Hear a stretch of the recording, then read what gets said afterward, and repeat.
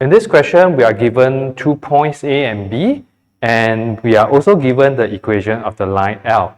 Part 1 of the question says, given that the length of projection of vector AB onto the line L is 8 over root 5, we are supposed to show that Q equal to 5.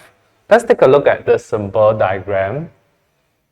Say we have a vector A, we have a vector B, and since these two vectors are known to me, I can just assign theta to be in between these two vectors. Length of projection of A onto B is defined to be this particular length here. We also have a formula for the length of projection is given by modulus of A dot B cap.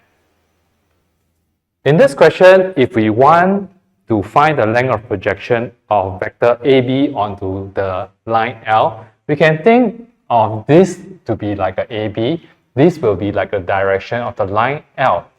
And hence, we will be using this particular formula.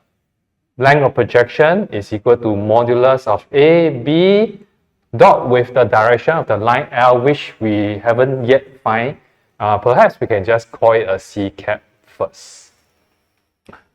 We are given A to be equal to 1Q2, and we are given the point OB equal to minus 1, 0, 1.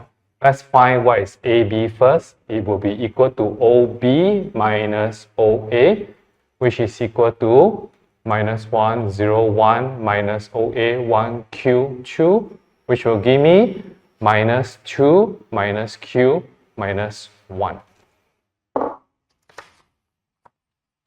Okay, next, we will need to express our vector equation of the line given to us from a Cartesian equation form into a vector equation of the line form.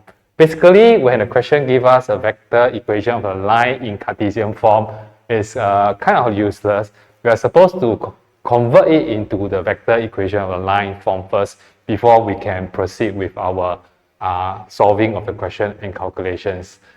By letting this to be equal to lambda,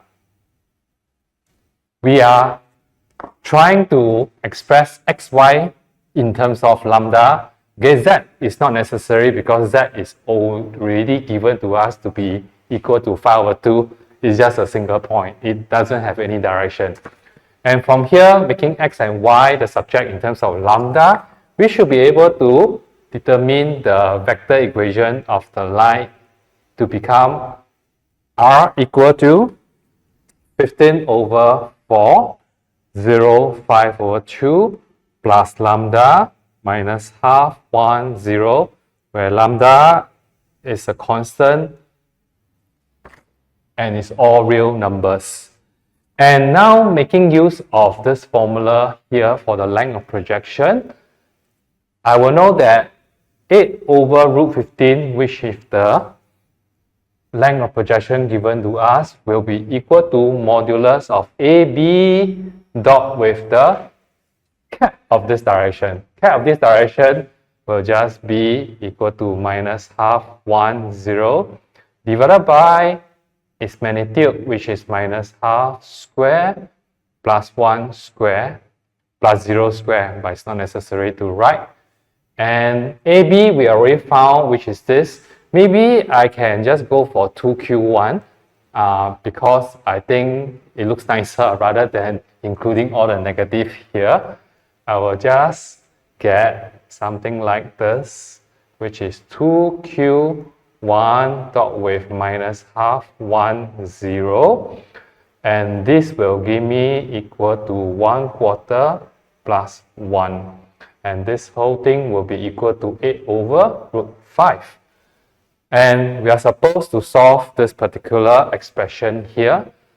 Okay, then we can just store it out from here. We can see this one will just be equal to minus 1 plus q. This is equal to square root 5 over 4. This is equal to 8 over root 5. Let me just put a modulus sign here.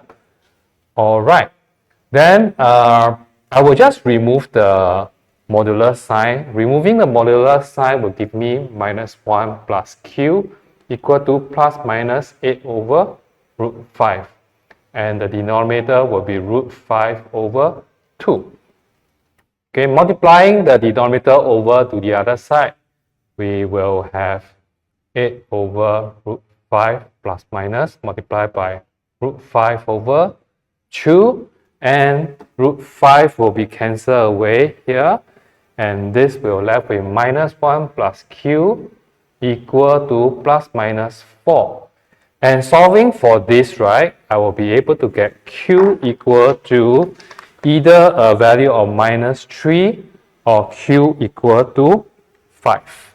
And since the question did mention that the constant of q is a positive value, therefore we should be rejecting this.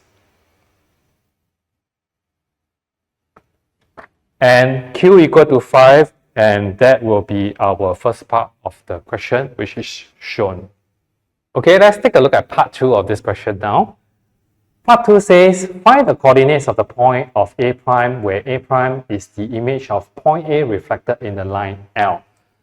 Let's draw a symbol diagram to illustrate the situation. Say we have the line L, we have the point A, and we are supposed to find the reflector of point A about this line, which will give us our A prime.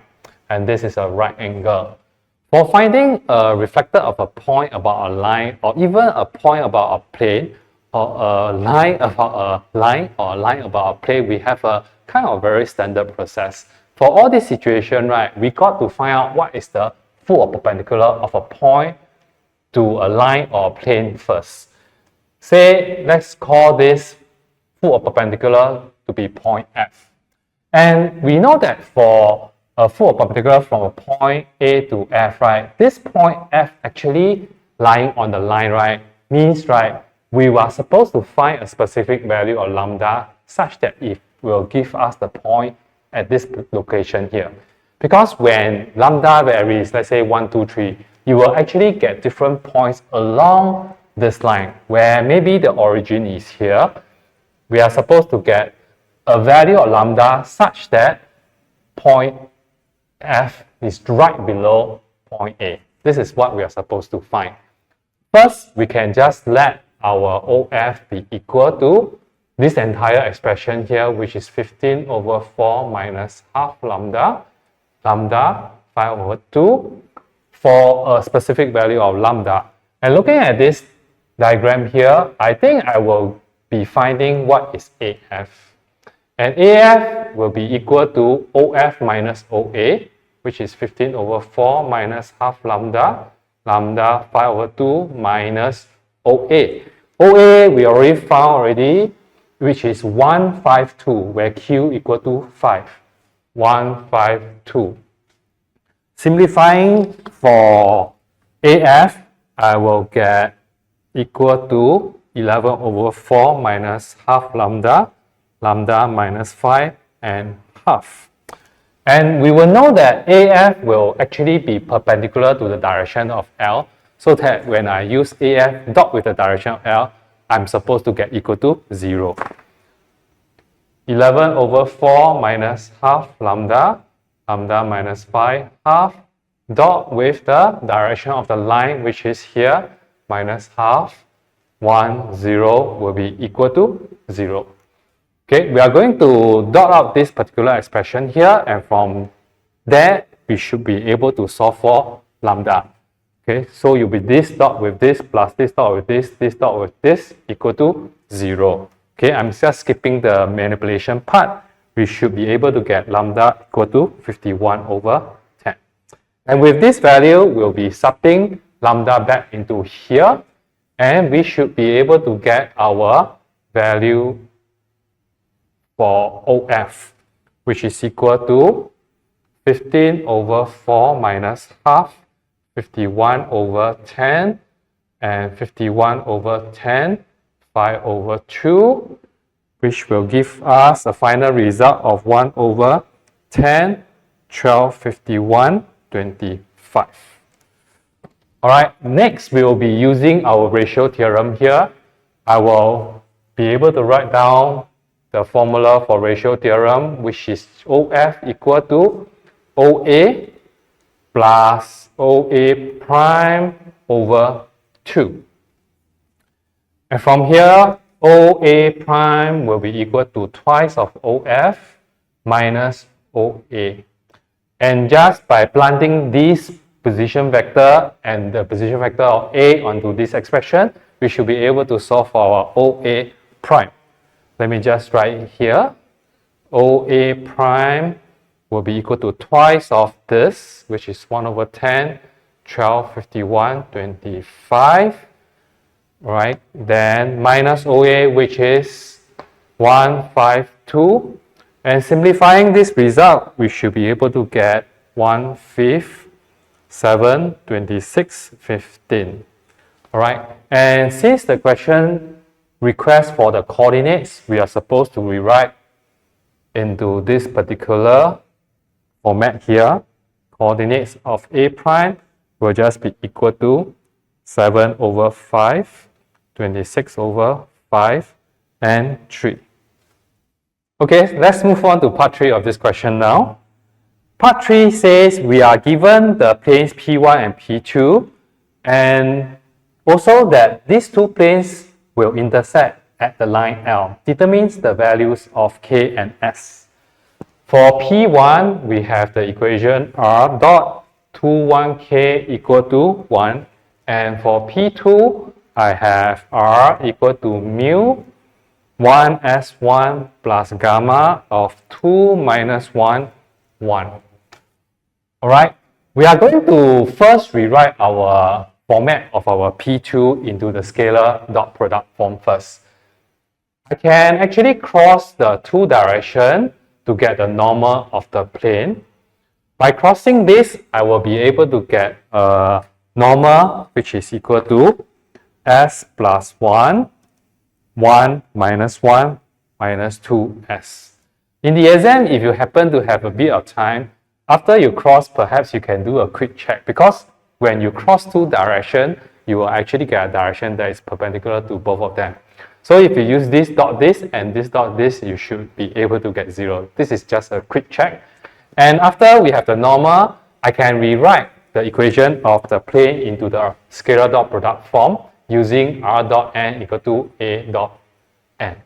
And by observing this particular expression here, I know that actually P2 will contain the origin. And by putting our values into this particular expression, I get R dot S plus 1, 1 minus 1 minus 2S equal to 0, because it will be passing through the origin. The A is just 0, 0, 0. This will be my expression for the scalar dot product of my plane pi2. And since if P1 and P2 intersect in the line L, I can also say that the line L will be contained inside P1 and P2, right? Therefore, if P1 contains this, right, that means every single point will be contained within this plane. Just by looking at one particular point, I know that this point will actually satisfy this particular equation also, since this plane contains the line L. Therefore, I can just sub 15 over 4, 0, 5 over 2, dot with 2, 1K equal to 1. And by expressing this scalar dot product form, I will be able to get the value of K, which is equal to minus 13 over 5. Similarly, if this line actually contained inside P2, I will know that if a line that is contained inside a plane, any line, I know that the normal definitely will be perpendicular to any line on the plane. That is why I can observe that this will actually be perpendicular to this perpendicular to this. I can just do a minus half 1, 0 dot with S plus 1, 1 minus 1 minus 2S. You will give me equal to 0. By dotting this out, I should be able to solve S equal to 1. Right? That will be the two unknowns that I need to find for my part 3. Okay, let's take a look at part 4 of this question now. Okay, for part 4 of this question, I think I may want to confess that for part 4, I don't think it's in syllabus right now. because right, we are supposed to know how to find the relation between like a line plane or plane. But for plane, we should be only dealing with two planes. And this particular question is actually comprising of 3 planes. But nevertheless, perhaps I can just go through quickly because I personally feel that this part of this question is not that difficult, and also might give us a different perspective as how we look at the relation between these 3 different planes. Okay, anyway, for P3, we are given R dot 2T1 equal to U. I just rewrite it into this particular form first. And the question is asking to find the values of T and U when P1, P2, P3 has no point in commons. And we already know that 2 planes already intersect in a particular line, right? Okay, let's look at the interaction between these 2 planes in like a top view of the P1 and P2, where this is the line of intersection going into the paper. And in order for our P3 not to intersect this particular line, right, the only way to draw it right is when the plane of P3 should be in this manner. This is P3. And when we are drawing this plane in this manner, right, if you look at from the top view, right, it kind of forms like a triangular prism, right? And this plane pi 3, right, will actually be parallel to the line of intersection. That is why I can conclude that this P3 is parallel to the line. And if a plane is parallel to a line, like this is a plane, this is a line, then we can know that the normal of the plane will be perpendicular to the direction of the line. That is why we can come up with this 2T1 dot with minus half 1, 0. It will give me equal to 0. And from here, we can dot out this. We will get minus 1 plus T equal to 0, T equal to 1. And we also know that this is only parallel to the line L. And for the line L, we have this point. And we will know that if I suck in this particular point here, it shouldn't be equal to this because this point shouldn't be contained within this plane. If it's contained within this plane, right, then it will look something like this, which is what we don't want. That is why we know that if I do a 15 over 4, 0, 5 over 2, dot with 2, T already found is 1 already, so I replace with a 1 equal to U. And when we dot out this, right, it shouldn't be equal. Therefore, U will be not equal to 10. This one will work out to become 10. That is all.